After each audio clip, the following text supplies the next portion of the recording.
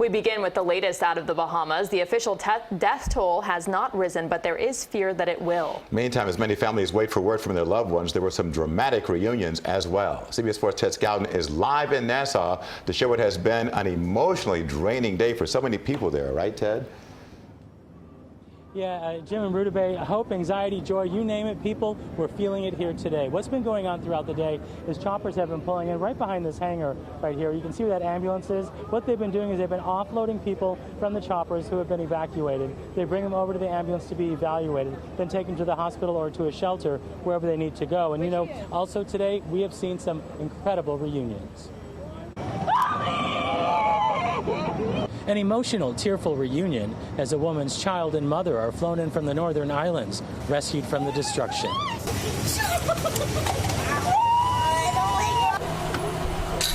We've seen a stream of ambulances leave, some heading to hospitals in Nassau.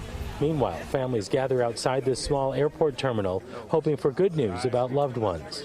There's no word on them as yet. I'm just hoping that they are really okay. Rolanda McKinney's parents, two brothers, her grandmother, and cousins all live in Abaco. She's hoping they'll arrive on one of these helicopters.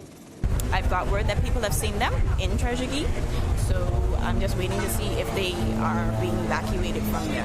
They're on the way. They're on the way. This family is waiting for their mom, hoping to see her soon. She, too, was in Abaco. To have word that officially that my mom is okay from people that saw her not even hours ago, it means the world to me, because something could have happened since the last time I spoke to her. They just want to hug her. Mom, we love you. We're coming for you. And just hold on, okay? But there's also concern. Some who are making it out say there are instances of looting.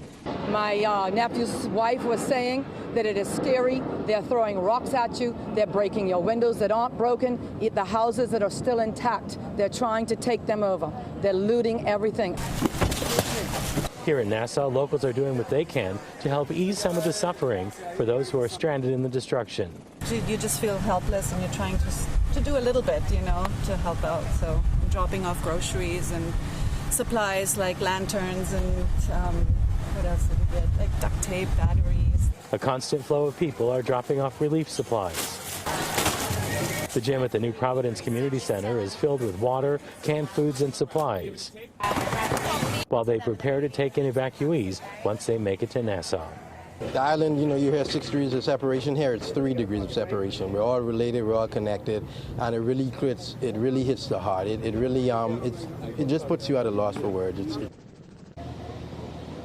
All right, and you're looking at another one of those reunions. You can't get enough of those. That family was hugging for about a minute over there, all very just thrilled to see one another. Also wanted to report, too, we spoke to Bahamian police, and they did confirm reports of looting on Abaco. They're expecting to give us more information later on tonight.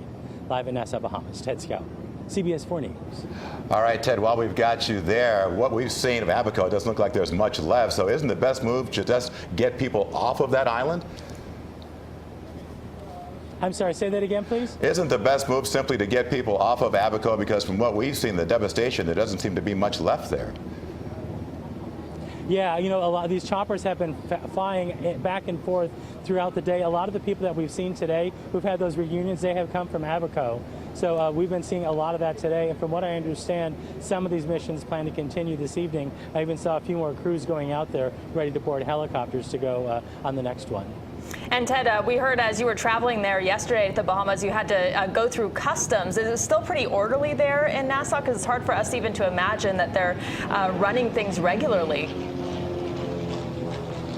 Well, we were at a news conference this morning where they were talking about customs, because they were speaking specifically about areas to the north in Grand Bahama and Abaco. If people wanted to bring supplies into there, would customs be there to allow them to bring supplies in? And they said, yes, they will be. And as a matter of fact, they're trying to make things easier for people to bring in goods and services for hurricane relief, but they're very specific on what can be brought in. But of course, there has to be contact with the government first, but they're trying to make it a lot easier. But they do say that there will be customs available for people who are trying to get items into those areas. All right, Ted, thank you very much for that live report from the Bahamas. Our thoughts are with everyone there. No doubt about that.